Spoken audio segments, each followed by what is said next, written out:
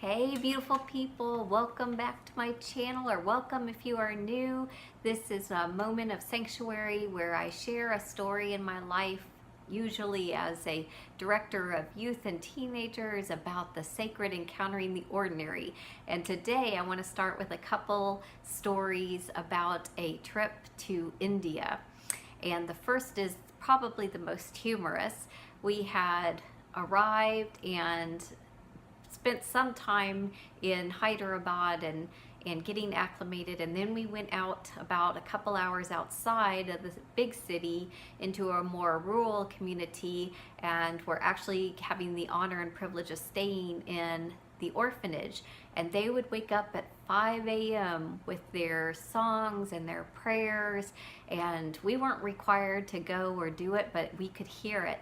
And we would love to go to the windows and look out into the community and just watch the morning routine. And on a interesting note, the roads, which were dirt and just had ditches on either side, were lined with trash.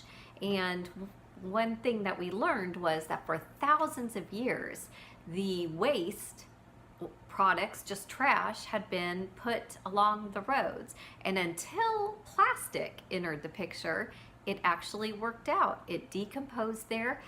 A lot of wandering animals would eat it or be part of the process of decomposing it, and it actually worked and actually was pretty hygienic from my understanding. But when plastic became introduced, it now stopped that cycle and it had become a problem. So they haven't solved that problem, at least where we were at, but it was common that people would use that as their bathroom, and as well as their dumping ground for their trash. And animals would just wander the streets, the dogs and the chickens and the pigs and cows, which are a sacred animal there, would just get the lay of the land and king of the road and all of this. And so one morning, the very first morning, in fact, that we were staying at this location, we look out and there was a little boy who was doing his morning business on the side of the road, and we were trying to give him some privacy, but marveling at the fact that this is just wide in the open. And about only 10 feet, maybe 15 feet away from him is a very large pig, maybe a hog. I'm not very well versed in this. And he was also doing his morning business. There they are, side by side. And then the boy finishes and just walks off like this is normal. And the pig promptly walks over and starts having its morning breakfast of what the boy just left behind. And we're all like, oh.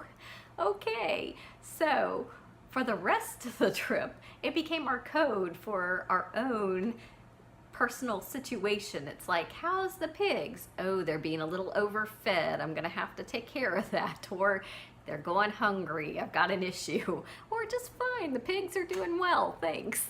And so we went about the trip. And another very awesome learning was the process of learning for the children themselves. They would rush up to you and they would say, what is your name? And they would listen, and then they would say, what is your father's name? What is your mother's name? And they would go through this long list, and they were just very concentrated and asking. And they only asked once, maybe twice, and then they knew all of our names. So we were like, kind of impressed by this as we tried to struggle with some of their names, which our names were uncommon to each other. They didn't really have anybody there with American names, nor were we used to hearing or remembering the multi-syllable, beautiful sounding Indian names. And it was difficult for us to remember the children's names, and they were so frustrated that we could not remember their names and had to ask them 2 or 3 times before we kind of start getting it, and we would cheat and help each other out. And we learned that they would learn by memorization, and that they were trained having their lessons read to them and them reciting it back. And we, on one occasion, were part of singing some songs with them. And we discovered that they already knew in English. English was not the predominant first language of most of these children, although most of them knew English. But for many of them, it was a second language, and they already knew that the song, He's Got the Whole World in His Hands. And so we were so excited because we knew that song and we could all sing it together. Then one of the older boys raises his hand and says, "What means He has the whole world in His hands?" And as we're going through the song, it became clear that they were singing this and had no real idea what they were saying or what they were singing about. And we got to share this message of the power and grandeur and love of God, and how He has you and me, brother, and you and me, sister, and you and me in India, and you and me in America, and He holds us. And then we became to sing it all together in unity, and everybody just embraced that experience and had this moment where something that was good and a connection became something very holy and special. And it was a reminder to me also that there are these things in life that we do out of routine, that we maybe memorize. Maybe it is a prayer or a creed or a belief.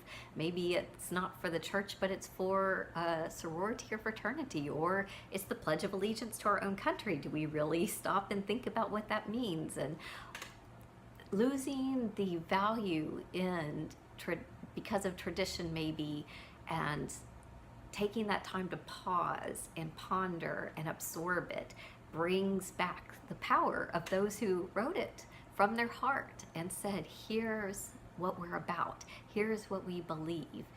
And going back to that is really a sacred practice.